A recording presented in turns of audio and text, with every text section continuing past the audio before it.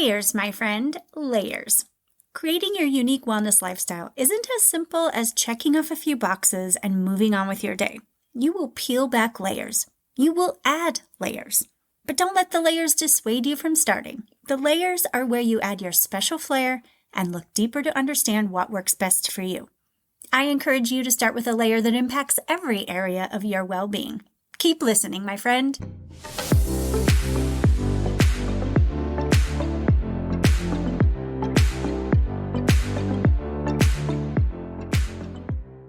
I'm Karli Newman, and you're listening to Flipside of Midlife, a podcast for women in midlife and beyond who want to feel connected, hopeful, confident, and more satisfied with life than ever before. I'm here each week to help you deepen your awareness and gain knowledge to expand into the powerful and resilient woman you are. It is one of my greatest joys to help you foster a positive mindset and encourage you to explore the endless possibilities on the flip side of midlife. I invite you to sign up for my feel-good emails and visit my website, flipsideofmidlife.com, where you'll find all the ways I help women in midlife and beyond. I'm launching my Elevate membership soon, and you can peruse my coaching programs, virtual workshops, private retreats, and wellness events in Phoenix. Wherever you are on your journey, there's a space for you to tap into my positive vibes, knowledge, and experience. I promise to help you discover, learn, and grow so you can live a positive life where the possibilities are endless. In my Healthy Can Feel Heavy episode, I take you through 3 key decisions to help you foster a lifestyle of wellness. One of them is to choose a positive growth mindset. A critical piece that layers onto and helps promote your positive growth mindset is positive self-talk. Your inner dialogue runs from the time you wake up until you fall asleep. Without awareness, intention, and practice, that conversation can derail your positivity and wreak havoc behind the scenes. I encourage you to think of your inner voice as your best friend. Be kind and understanding with her, and let her know you're counting on her to reciprocate. Say nice things, give sage advice, and cheer for each other. Developing self-talk that is consistently positive takes practice. After all, it's a habit you're building, one that impacts your overall well-being. Coming up, I have 5 of my favorite ways to foster positive self-talk. Grab your journal, notebook, or favorite app and jot down some notes as you listen. I'll drop a time marker here to make it easy to revisit this spot if you aren't in a space to take notes right now. I'll add it to the show notes and transcript so you can land here when the time is right. Ready for impactful ways to deepen your friendship with your inner voice? Here we go. The first of my favorite ways to foster positive self-talk is positive affirmations. I see affirmations as one of the best ways to bring positivity into your life. It may feel silly at first, but there is great power in standing in front of a mirror and repeating words that transform how you think.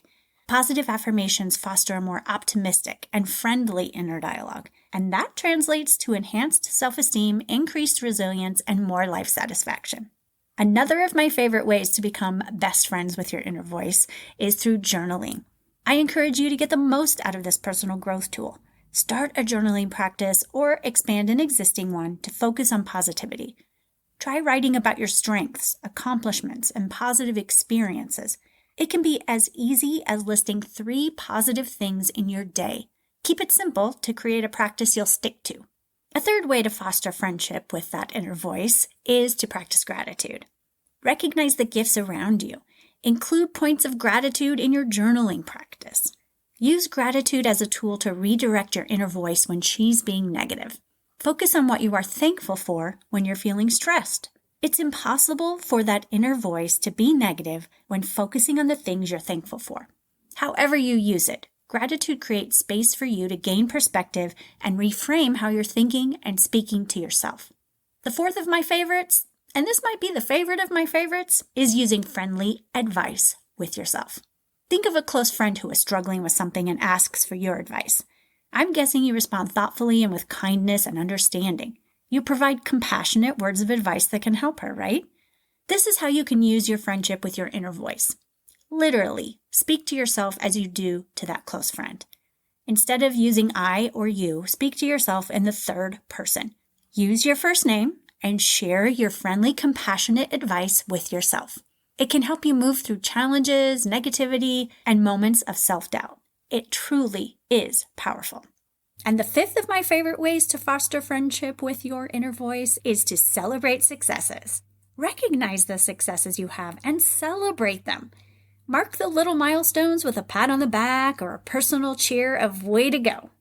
As you cross the finish line on big projects or goals, find a way to mark the occasion. Your inner voice plays a big part here. Start noticing your successes as well as the lessons inside of your failures.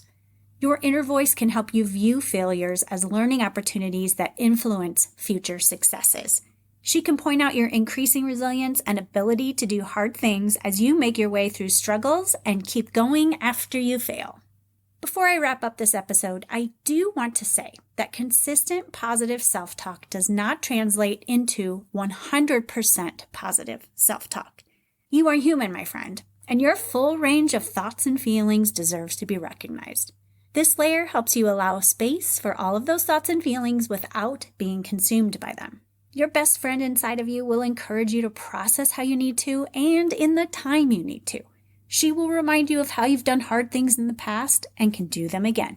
She will nudge you to pick yourself up and use your resources to heal. She'll support you as you take steps forward.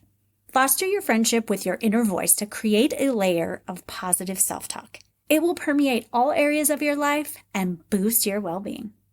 Thanks for listening to Flipside of Midlife. What got you thinking during this episode? I'd love to hear from you. Email me at Karli@flipsideofmidlife.com, or if you're listening on Spotify, use your mobile app to respond to my Q&A and poll questions.